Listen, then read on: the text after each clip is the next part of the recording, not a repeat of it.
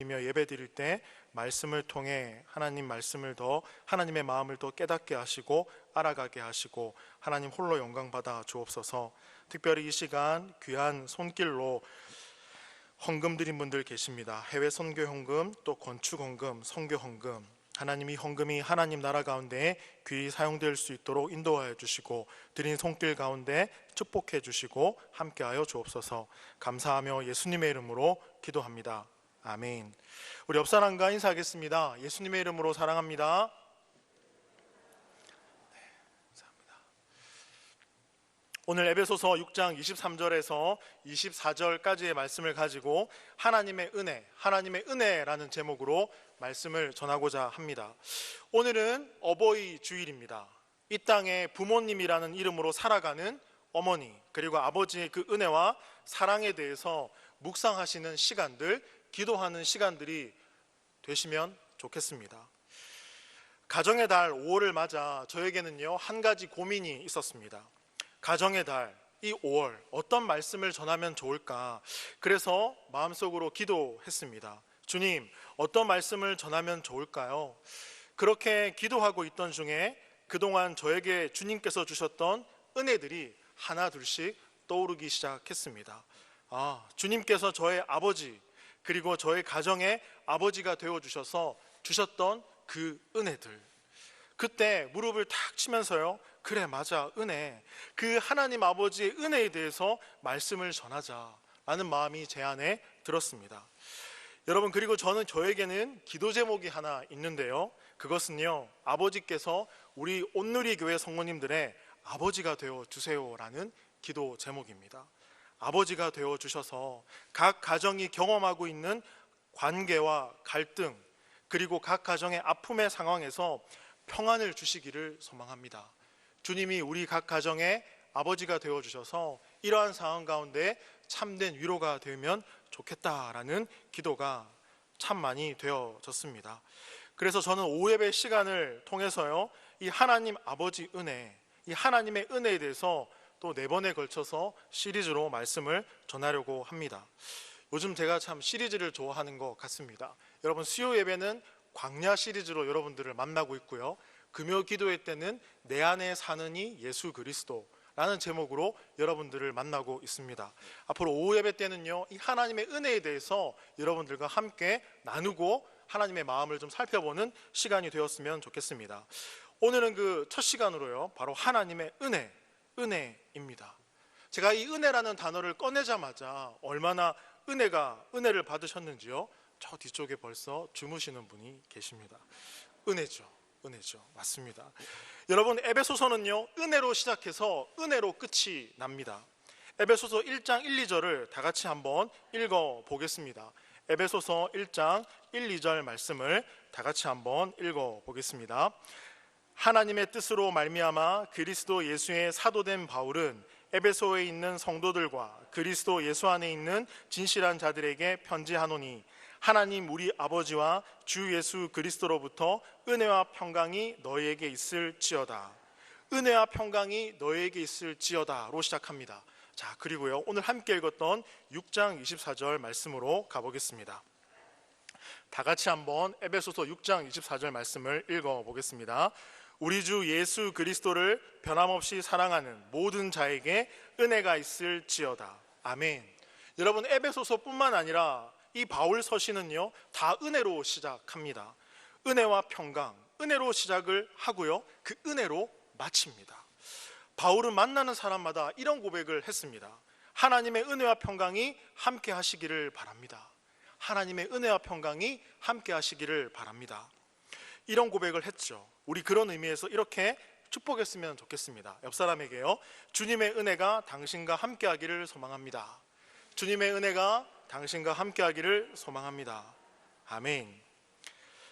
바울은요, 지난날 참 부끄러운 삶을 살았습니다. 주님을 부인하고요, 또 주님을 믿는 자들을 핍박하며 살았던 게 바로 사도 바울의 삶입니다. 사도 바울은요, 그리스도의 복음의 증인으로 살기에 어떻게 보면 적합하지 않은 사람이었습니다. 그렇지 않습니까? 왜냐하면 주님을 부인하고 주님을 믿는 사람들을 핍박하고 또 언제 배신할지 모르는 인생이 바로 사도 바울이었기 때문입니다. 그런데 이 사도 바울이 복되신 하나님의 그 영광의 복음, 복되신 하나님의 영광의 복음의 증인이 됩니다. 쉽게 말씀드리면요, 예수를 전하는 사람이 되었다라는 겁니다. 어떻게 이게 가능한 일일까? 사도 바울이요. 사도 바울은요, 자신의 삶을 돌아볼 때 이 자신의 삶, 인생, 그 가치관의 터닝 포인트를 한 단어로 표현합니다. 그것은요, 바로 은혜, 은혜입니다. 하나님의 은혜. 바울 당시 사람들은요, 편지를 쓸 때 첫 마디에 이렇게 썼습니다. 여러분 기뻐하십시오. 기뻐하십시오. 이것을 헬라어로 카이로라고 하는데요, 사람들은 편지를 쓸 때마다 첫머리에 카이로라는 단어를 인용해서 기뻐하세요라고 표현을 썼거든요, 편지에. 그런데 사도 바울은요, 이 카이로와 같은 의미를 가지고 있는 단어 카리스라는 단어를 사용합니다. 이 카리스 단어의 뜻은요, 은혜입니다. 은혜. 당시 기뻐하라 였던 카이로로 인사를 사람들은 했는데, 이 사도 바울은요, 이 단어를 쓰지 않고 은혜인 카리스라는 단어로 인사를 합니다. 여기에 사도 바울의 마음이 담겨 있습니다. 편지 첫 시작에 은혜로 시작한 데는요, 사도 바울의 이런 마음이 담겨 있죠. 은혜입니다. 모든 것이 은혜입니다. 생각해보고 생각해봐도 모든 것이 은혜입니다. 나의 나된 것도 은혜입니다. 우리가 사는 것도 은혜입니다. 그래서 그는 편지를 쓸 때 카리스, 은혜라는 단어를 사용합니다. 그리고 사도 바울은 만나는 사람마다 이런 고백을 합니다. 은혜가 있어야 됩니다. 여러분, 은혜가 있어야 됩니다. 은혜가 아니면 우리는 살 수 없습니다. 은혜가 아니면 설 수도 없습니다. 우리는 은혜로 살아야 됩니다. 여러분, 하나님의 그 은혜가 여러분들을 숨쉬게 합니다. 그 은혜가 그리고 우리를 자유케 합니다. 그러니 사랑하는 성도 여러분, 은혜를 받으십시오. 그 은혜를 기억하십시오. 신욕일간 사도 바울은요, 이 은혜만을 강조합니다. 은혜, 하나님의 그 은혜. 여러분, 그렇다면 그 은혜를 누가 주시는가? 그것이 중요하겠죠. 그 은혜를 누가 주실까요? 우리 에베소서 1장 2절로 다시 돌아가서요, 1장 2절 말씀을 한번 다시 읽어보겠습니다. 에베소서 1장 2절입니다. 하나님 우리 아버지와 주 예수 그리스도로부터 은혜와 평강이 너에게 있을지어다. 그리고 6장 24절에 보시면요, 우리 주 예수 그리스도를 변함없이 사랑하는 모든 자에게 은혜가 있을지어다. 이쯤 되면 그 은혜를 누가 주시는지 여러분 아시죠?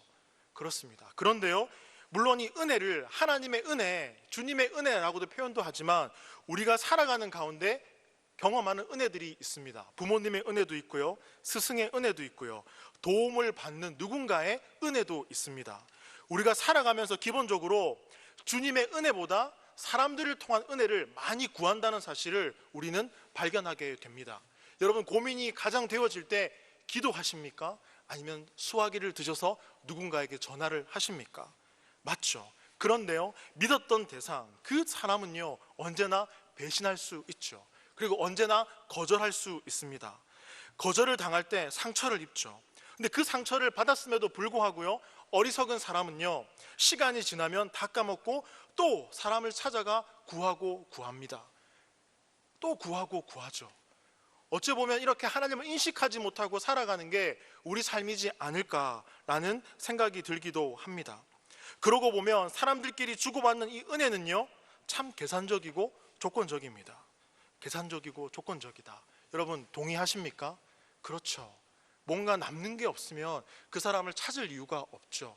그렇죠.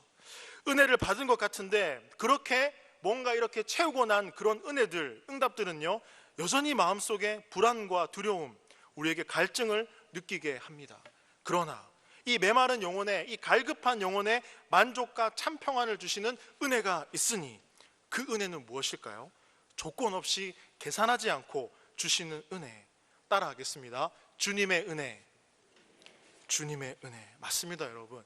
그래서 귀가 따갑게 들으시죠? 은혜를 받으십시오. 은혜를 받아야 합니다. 은혜가 당신의 삶에 있기를 바랍니다. 우리는 이렇게 고백하고 축복했으면 좋겠습니다. 주님의 은혜가 있기를 소망합니다. 주님의, 따라해 보겠습니다. 주님의 은혜가 있기를 소망합니다. 아멘. 정말 여러분의 삶 가운데 주님의 은혜가 있기를 소망합니다. 그 아버지께서 저와 여러분의 정말 아버지가 되어주시기를 소망합니다.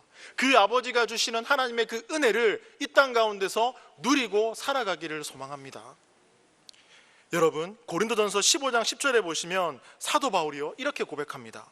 고린도전서 15장 10절에 보시면 그러나 내가 나된 것은 하나님의 은혜로 된 것이니 내게 주신 그의 은혜가 헛되지 아니하여 내가 모든 사도보다 더 많이 수고하였으나 내가 한 것이 아니요 오직 나와 함께 하신 하나님의 은혜로다. 무슨 말입니까? 나의 나된 것은 하나님의 은혜입니다. 저와 여러분의 고백이 되기를 소망합니다. 나의 나된 것은 하나님의 은혜입니다. 나의 나된 것은 하나님의 은혜입니다. 여러분, 바울은요 지난날 자신의 이 힘과 능력과 지혜로 사라질 줄 알았습니다. 그런데 그는 세월이 흐르고 고난 중에 한 가지 사실을 깨닫게 됩니다. 아, 하나님의 은혜였구나. 하나님의 은혜. 사도 바울은 정말 많은 은혜를 받았거든요. 여러분, 성경의 스토리를 한번 생각해 보십시오. 사도 바울은 정말 많은 은혜 가운데 살았습니다. 그리고 신앙생활을 정말 잘했습니다. 그런데요, 사람 마음이 좀 그렇습니다. 은혜를 받고도 여전히 이 마음속에 그럼에도 불구하고 나 이것 가지고 싶다라는 마음이 듭니다. 그게 사람입니다. 사도 바울도 은혜를 많이 받았지만, 하나님의 충만한 사랑을 받았지만 그가 구하고자 하는 인간적인 마음이 하나 있었습니다. 그것이 무엇이냐면요, 바로 육체의 연약함입니다. 그에게는 약간의 핸디캡이 있었죠. 육체의 질병이 있었던 것으로 여겨집니다.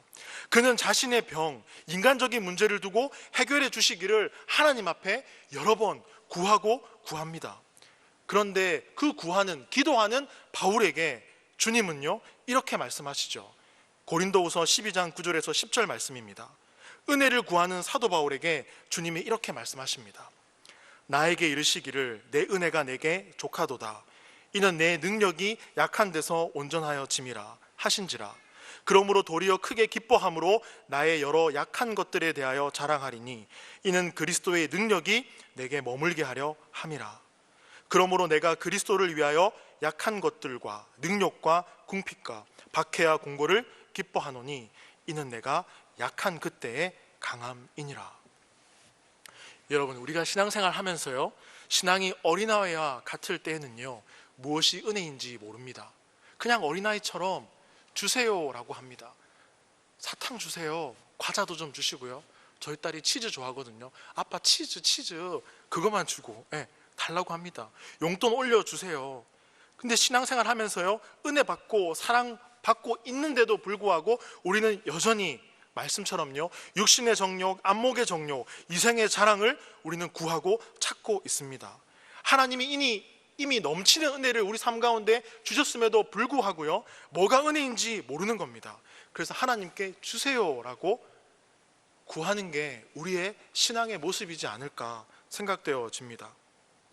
그러나 영적으로 성장하고 성숙해지면요 우리는 진정 은혜가 뭔지 알게 됩니다. 무엇이 은혜인지. 여러분, 무엇이 하나님의 은혜입니까?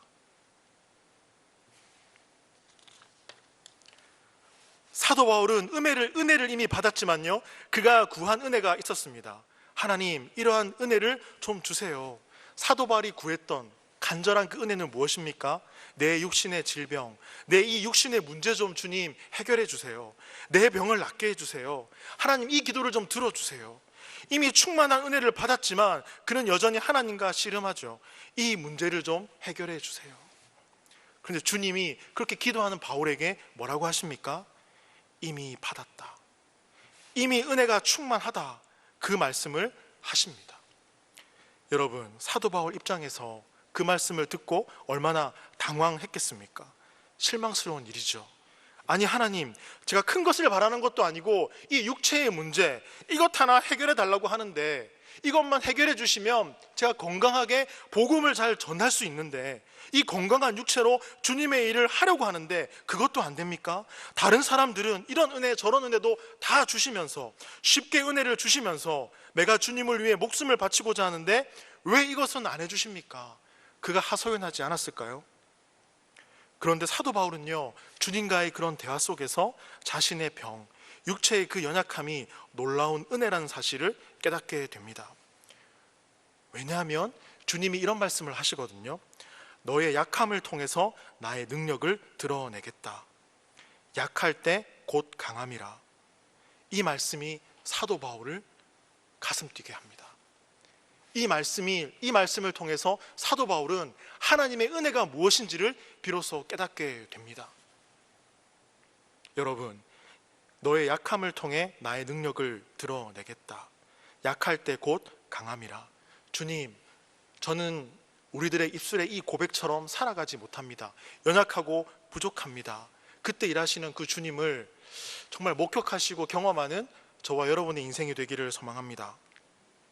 저는 지난날요, 강함이 곧 능력이고, 사역자는 정말 사역을 잘해야 되고 건강해야 되고 뭔가 특별한 것이 있어야 된다, 그런 생각을 많이 했었습니다.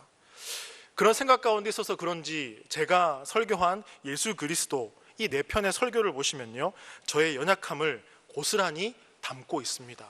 거기서 정말 교육자로서 부끄러운 고백들을 제가 참 많이 드렸습니다. 영적인 상태가 엉망이고 저의 내면은 무너지고 있고 그 당시 정말 정신적, 육체적, 영적으로 많이 약해져 있었거든요. 그 예수 그리스도 시리즈 설교를 하고 나니까 어떤 분께서 이런 문자를 보내주셨습니다. 목사님, 제 마음이 짠했어요. 목사님, 힘내세요. 목사님 통해서 위로 받아요. 정말 위로가 되더라고요. 그때 저의 상태는요, 군인으로 따지면요, 폐잔병과 같았습니다. 부상병과도 같았습니다. 저는 지난날요, 강함이 능력이고 사역자는 뭔가 잘해야 되고 특별해야 되고 그런 생각을 가지고 살았습니다. 그리고 저 역시요, 여러분들의 의지와 상관없이 제가 이런 고백을 했죠. 저는 착한 사람입니다. 저는 꽤 괜찮은 목사입니다. 그런 고백을 했습니다. 저는 실제로 그렇게 여기고 살았습니다. 그런데 아니더라고요. 그게 아니더라고요. 왜냐하면 제가 많이 약해져 있었기 때문입니다.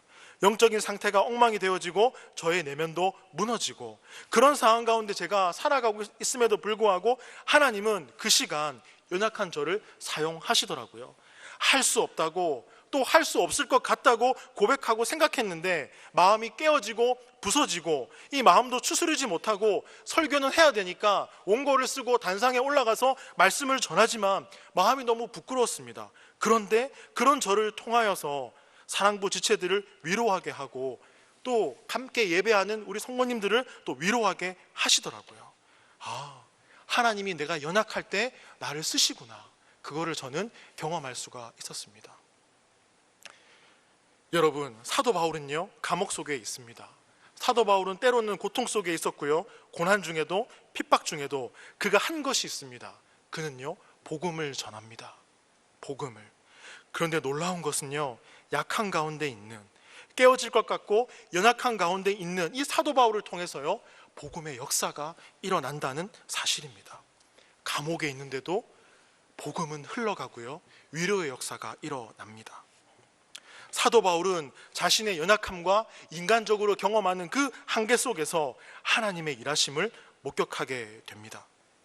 결국 이러한 과정 가운데서 우리가 알 수 있는 것은요, 살아보니까, 사도 바울이요, 살아보니까 내가 강해야 되고 내가 열심히 무언가 해야 될 것 같은데 그게 아니라 내가 연약하더라도 아무것도 할 수 없는 그 상황 가운데서도 하나님의 강함이 드러나고 하나님의 일하심을 목격하게 된다는 것입니다. 그래서 사도 바울은 하나님의 일하심, 연약할 때 자기를 쓰는 그 하나님의 함께하심을 경험하면서요, 이렇게 고백하죠. 모든 것이 하나님의 은혜입니다. 모든 것이 주님의 은혜입니다.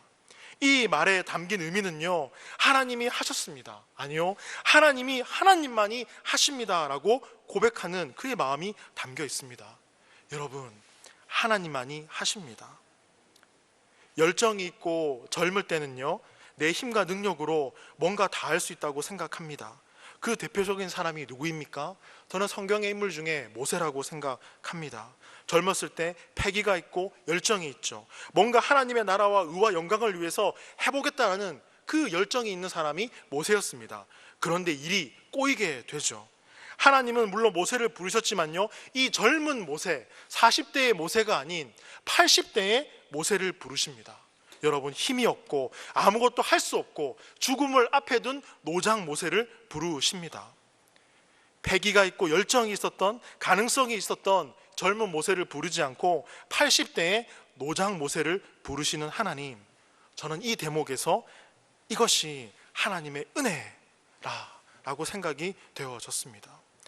여러분, 하나님의 일을 할 때 젊음이 필요하고요, 열정, 패기도 필요합니다. 그런데요, 하나님의 일을 할 때 뭐가 필요한지 아십니까? 따라해 보겠습니다. 하나님의 은혜. 하나님의 은혜. 우리의 능력과 힘과 지혜로요 할 수 있는 게 아닙니다. 하나님이 붙들어 주셔야 합니다. 하나님이 일하셔서 우리가 그 일을 감당할 수 있는 것입니다. 하나님이 일하셔서. 우리 마음도 마찬가지죠. 누가 평안을 주셔야 됩니까? 하나님이 주셔야 되죠. 여러분, 이런 말이 있습니다. 우리가 만들 수 있는 것은 얻을 수 있습니다.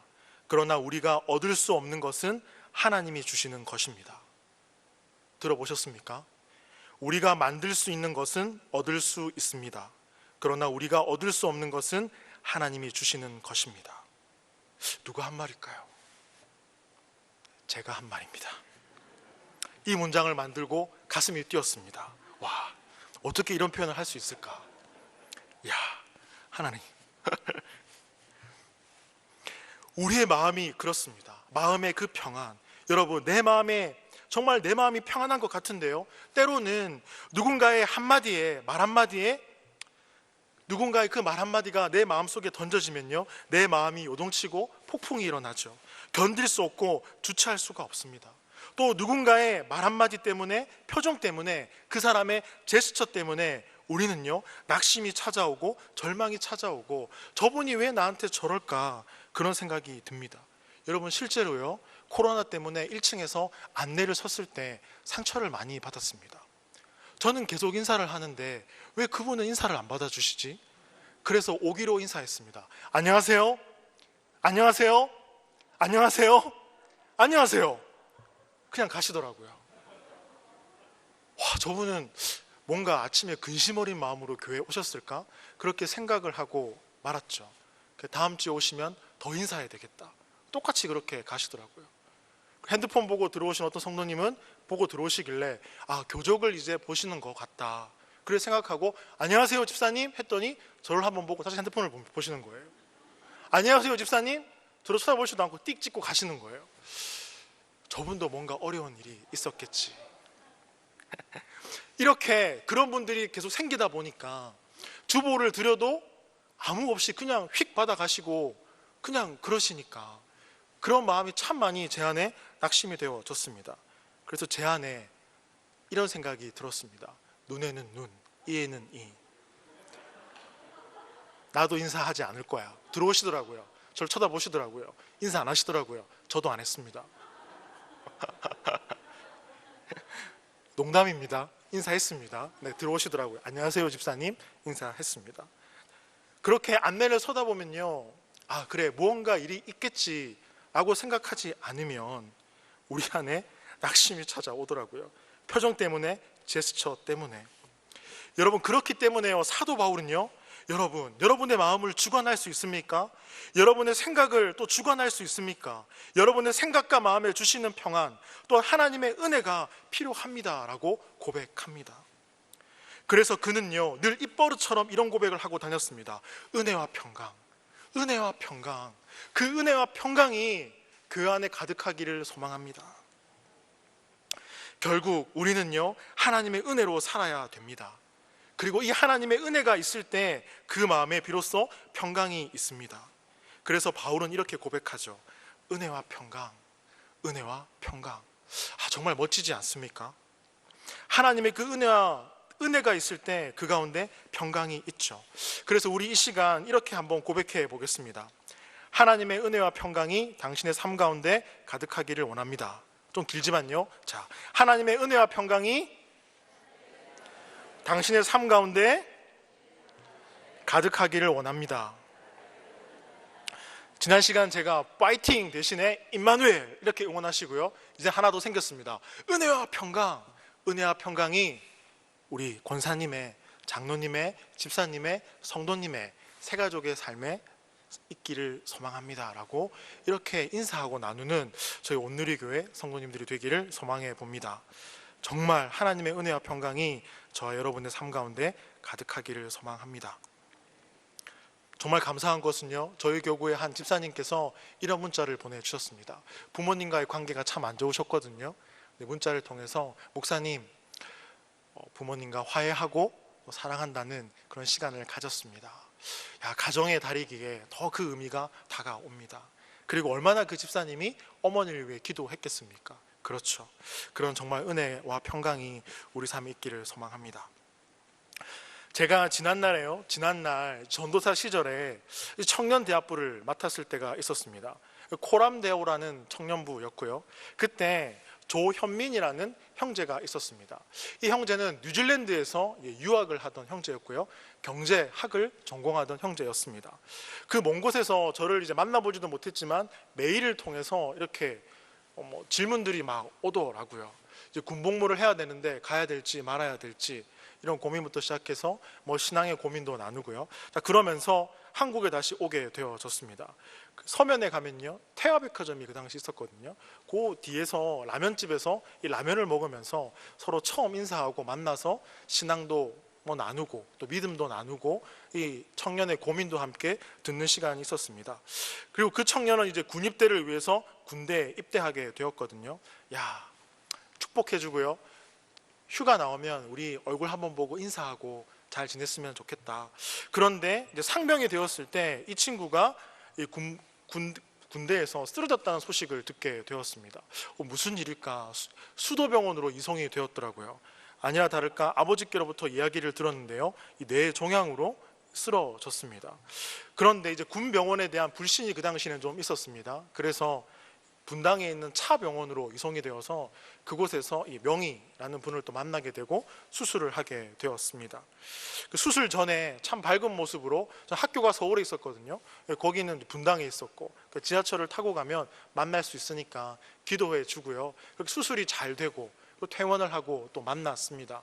이 친구가 그렇게 이제 수술을 하고 나니까 정말 하나님의 살아계심에 대해서 또 알게 되어지고 응답도 받게 되어져서 정말 신앙생활 잘하고 싶습니다. 전도사님, 어떻게 해야 될까요? 그때는 저도 열심히 좀 충만해서요, 그러려면 이 대학부의 임원이 되어서 나와 함께 열심히 한번 해보자, 그런 이야기를 나누었습니다. 그래서 임원으로 총무가 되어서 한 해를 또 잘 섬겨 주었습니다. 그런 가운데 몸에 조금 이상을 느끼면서 이 뇌종양이 다시 재발이 되었습니다. 이게 재발이 되면 좀 다음 수술이 좀 상당히 어렵더라고요. 그 부위와 상태에 따라서요. 그래서 차병원까지 가기는 힘드니까 차병원에 계신 그 교수님께서 이 동아대병원 교수님을 소개해 주셨고 이제 그곳에 입원하게 되었습니다. 수술을 앞둔 바로 전날에 병원으로 갔거든요. 그런데 저를 만났는데, 로비에서 만났는데요, 인상을 막 이렇게 쓰더라고요. 왜 인상을 그렇게 써? 이렇게 얘기했더니 전도사님이 잘 안 보여요. 흐릿하게. 이 종양이 신경을 누르니까 이 시선이 흐리게 되는 겁니다. 흐리게 사물이 보인다고 하더라고요. 그래서 참 마음이 많이 힘들었습니다. 그래, 수술 잘 받고 우리 만났으면 좋겠어. 이제 그렇게 기도해 줬거든요. 근데 기도하는 마음도 참 힘들고요. 그런데 그 청년이 그런 말을 하더라고요. 전도사님, 저 괜찮아요. 저 수술 금방 끝내고 나올 테니까 우리 등산도 가고 그때 같이 먹었던 장어덮밥 같이 먹었으면 좋겠어요. 그래, 우리 같이 먹자. 내가 사줄게. 아니요, 내가 사줄게. 서로 그러면서 얘기를 나누다가요, 끝에 이 친구가 한 말이 저의 가슴을 울렸습니다. 전도사님, 수술이 잘 되지 않아도 괜찮아요. 저 하나님 원망하지 않아요. 저 지금까지 하나님의 은혜로 살았어요. 저는 이미 많은 은혜를 받았거든요. 괜찮아요. 수술 끝나고 봐요. 그런데 그 모습이 그 청년의 마지막 모습이었습니다. 그 친구는 24살에 하나님의 부르심을 받게 되거든요.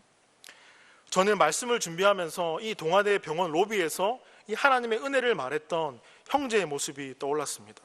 그리고 이 형제의 고백이 저에게 큰 울림이 되었습니다. 정말 하나님의 은혜만이 우리 성도님들의 삶에 평안을 줄 수 있구나. 정말 하나님의 이 은혜만이, 하나님의 그 은혜를 목격하고 경험하고 하나님이 함께 하신다는 그 확신 가운데 살아가는 그 믿음이 우리 가운데 있어야 되겠구나, 다시 한번 알게 되었습니다. 여러분, 하나님의 은혜만이 우리 삶에 평안을 주실 줄 믿습니다. 하나님의 그 은혜만이 우리의 삶을 이끌어 가실 줄 믿습니다. 말씀을 좀 이렇게 정리하고 싶습니다. 우리는 이 땅에서요, 나그네의 삶을 살아갑니다. 나그네로 살아간다는 것은 무슨 의미냐면요, 언제든지 떠날 준비를 하는 삶입니다. 언제든지 떠날 준비를 하는 삶. 또 나그네로 살아간다는 것은요, 돌아갈 집이 있다는 것입니다. 그런데 우리는 때때로 이 세상을 살아가면서요, 여기도 끼지 못하고 저기에 속하지도 못하는 삶을 살아가는 것 같습니다. 왜 그렇냐면요, 우리는 나그네이기 때문입니다. 우리는 늘 떠날 준비를 하고 살아가는 인생이어야 됩니다. 주님이 가라 하면 가고요, 멈추라 하면 멈추고요, 그리고 오라 하면 가야죠. 제가 내 안에 사는 이 예수 그리스도라는 말씀을 드리면서요, 내 안에 주님이 살아계심을 알고 경험하고 살아가니까 내가 그토록 중요하게 여겼던 것들이 제 삶에서 떨어져 나가고, 내 삶에서 누가 보이냐면요, 주님이 보였습니다. 내 삶을 지탱하고 인도하시는 분, 내 안에 살고 계시는 분, 예수 그리스도. 여러분, 우리는요, 돌아갈 집이 있습니다. 영원한 본향이 있습니다. 그렇기 때문에 우리의 정체성은요, 이 땅에서 나그네이고 천국 시민 백성입니다. 나그네로 살기 때문에요, 때로는 고단합니다. 고독하고요, 피곤하고요, 고통스럽습니다. 고난이 있죠. 그렇기 때문에 이 땅에서 나그네로 살아가는 우리 성도는요, 하나님의 은혜 없이는 살아갈 수가 없습니다. 하나님의 은혜와 사랑이 없이는 정말 살아갈 수가 없습니다. 하나님의 그 사랑과 은혜가 없이는요, 정말 살아갈 수가 없습니다. 바울은 그 사랑과 은혜가 성도님들의 삶 가운데 가득 넘치기를 원했습니다. 그리고 그 사랑과 은혜가 있을 때에 진정한 평안과 위로가 있다는 것을 사도 바울은 깨달았습니다. 그래서요, 사도 바울은 편지 곳곳마다 하나님의 은혜와 평강이 있기를 원합니다. 주님의 은혜가 있기를 원합니다. 그것이 바울 서신에 담긴 바울의 마음입니다. 여러분, 정말 하나님의 은혜와 평강이 있기를 원합니다. 주님의 은혜가 있기를 원합니다. 그것이 없으면요, 평안이 없습니다. 그것 없이는 하나님의 이 일하심을 말할 수가 없죠. 그리고 그것 없이는 우리가 하루를 살아갈 수도 없습니다. 그러니 사도 바울은요, 하나님의 은혜가 있기를 원합니다 라고 말합니다. 우리는 이 땅에서 나그네로 살아갑니다. 세상 사람, 세상이 우리를 극한의 환경까지 내몰 수 있습니다. 그 상황 가운데서 우리는 누구를 택하고 바라봐야 될까요? 우리를 사랑하시고 우리와 함께 하시는 그 하나님을 바라볼 때 은혜와 평강이 우리 안에 임할 줄 믿습니다. 그리고 지금까지 하나님께서 그렇게 많은 은혜를 주셨는데요, 앞으로 남은 우리 인생 가운데 더 많은 은혜를 주시지 않겠습니까? 더 많은 그 은혜, 그것을 생각하면 가슴이 뜁니다. 가슴이요. 새로운 영혼들을 만나게 해 주실 거고요, 새로운 일들을 주실 거고요, 새로운 도전거리를 주실 거고요, 하나님은 늘 그렇게 우리 인생보다 한 걸음 앞서서 일하실 것입니다. 그리고 많은 것들을, 하나님의 그 은혜들을 우리 인생 가운데 펼쳐 놓으실 것입니다. 그러니 이런 고백이 당연히 되죠. 하나님 감사합니다. 하나님 감사합니다. 그 하나님의 은혜를 사모합니다. 여러분, 사도 바울처럼 이렇게 살아갈 수 있는 저와 여러분이 되기를 간절히 소망합니다. 그런 의미에서 우리 에베소서 6장 23절에서 24절 말씀을 마지막으로 한 번 더 읽고 말씀을 마치도록 하겠습니다. 우리 다 같이 한 목소리로 읽겠습니다. 아버지 하나님과 주 예수 그리스도께로부터 평안과 믿음을 겸한 사랑이 형제들에게 있을지어다. 우리 주 예수 그리스도를 변함없이 사랑하는 모든 자에게 은혜가 있을지어다. 아멘. 기도하겠습니다. 하나님의 은혜를 바라보는 우리 인생이 되게 해달라고 우리 한 목소리로 다 같이 기도하겠습니다. 하나님 감사합니다. 하나님의 은혜 없이 살 수 없고 하나님의 은혜 없이 설 수 없습니다. 하나님의 은혜 가운데 살아가는 우리의 인생이 될 수 있도록 주님 인도하여 주시옵소서. 우리 주 예수 그리스도를 변함없이 사랑하는 모든 자에게 은혜가 있을지어다 라는 말씀처럼 우리 안에 그 하나님의 은혜와 사랑이 있기를 소망합니다. 하나님의 은혜 안에 살아가기를 소망합니다. 그래서 주님 감사합니다, 사랑합니다 라는 고백을 통해서 하나님의 그 은혜에 감사하며 살아가는 우리 인생 되도록 주님 인도하여 주시옵소서. 감사하며 예수님의 이름으로 기도합니다.